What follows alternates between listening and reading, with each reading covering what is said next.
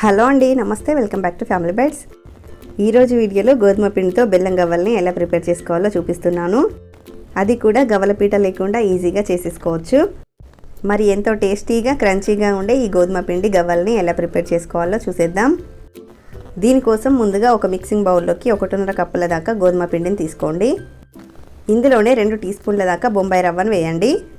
చిటికెడంత ఉప్పుని 1/2 tea spoon దాకా వంట సోడాను వేయండి. ఇలా వంట సోడాని వేయడం వల్ల గవ్వలు అనేవి గట్టిగా రాకుండా గుల్లగుల్లగా వస్తాయి. ఇప్పుడు ఇందులోకి 2 టేబుల్ స్పూన్ల దాకా నెయ్యిని వేసుకోండి. మీరు కావాలంటే ఈ నెయ్యి ప్లేస్లో నూనెను వేడి చేసి అయినా వేసుకోవచ్చు. నెయ్యి అనేది పిండిలో బాగా కలిసే విధంగా కలుపుకోండి. కొంచెం పిండిని తీసుకొని ఇలా ప్రెస్ చేసామంటే మనకి ఇలా ముద్దలాగా రావాలి. ఇలా రాలేదంటే మరో టీ స్పూన్ దాకా నెయ్యిని వేసి మిక్స్ చేసుకోండి. ఇప్పుడు ఇందులోకి కొంచెం కొంచెంగా నీళ్ళని వేసుకుంటూ పిండిని కలుపుకోవాలి.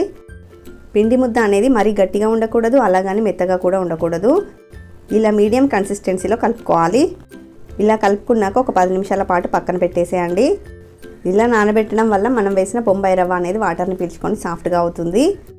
పిండిని మళ్ళీ ఒకసారి బాగా కలుపుకొని ఈ పిండి ముద్దలోంచి కొద్దిగా పిండిని తీసుకుంటూ చిన్న చిన్న బాల్స్ లాగా చేసుకోండి. ఇలా ఈ సైజులో చిన్న చిన్న పార్ట్స్ కింద డివైడ్ చేసి పెట్టుకోండి.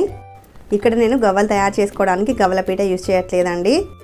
నా దగ్గర ఉన్న జాలి గరిటెతోనే ఈ గవ్వల షేప్ని ఇస్తున్నాను. చాలా సింపుల్గా చేసేసుకోవచ్చు. మనం గవ్వల పీట మీద ఎలా అయితే గవ్వల షేప్ ఇస్తామో సేమ్ అలాగే ఒక చిన్న ముద్ద తీసుకొని జస్ట్ దాని మీద పెట్టి రోల్ చేస్తే సరిపోతుంది. మనకి గవ్వ షేప్ అనేది ఈజీగా వస్తుంది.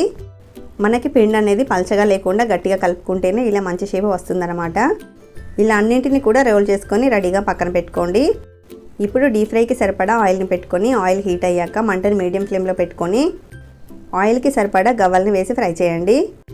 ఈ గవ్వలని వేసి ఈవెన్గా తిప్పుకుంటూ క్రిస్పీగా అయ్యేంత వరకు ఫ్రై చేసుకోవాలి. ఫ్రై చేసిన గవ్వల్ని విరిస్తే క్రంచీగా విరగాలి. లోపల సాఫ్ట్గా ఉంది అంటే గవ్వలు సరిగా వేగలేదన్నమాట.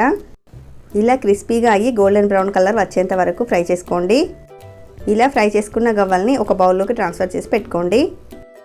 ఇదే విధంగా మనం ప్రిపేర్ చేసుకున్న గవ్వలన్నింటినీ కూడా మీడియం ఫ్లేమ్లో పెట్టుకొని క్రిస్పీగా అయ్యేంత వరకు ఫ్రై చేసుకొని తీసుకోండి. ఇలా ప్రిపేర్ చేసుకున్న గవ్వలని ఇప్పుడు మనం పాకం పట్టుకోవాలి. మనకి గవ్వలు అనేవి క్రంచీగా గుల్లగా ఎలా వచ్చాయో ఒకసారి చూడండి. ఇప్పుడు స్టవ్ మీద ప్యాన్ పెట్టుకొని 1/4 కప్పు దాకా తురుముకున్న బెల్లాన్ని వేసుకోండి. బెల్లం కరగడం కోసం 1/4 కప్పు దాకా వాటర్ని వేసుకొని ఈ బెల్లాన్ని కరిగించుకోండి.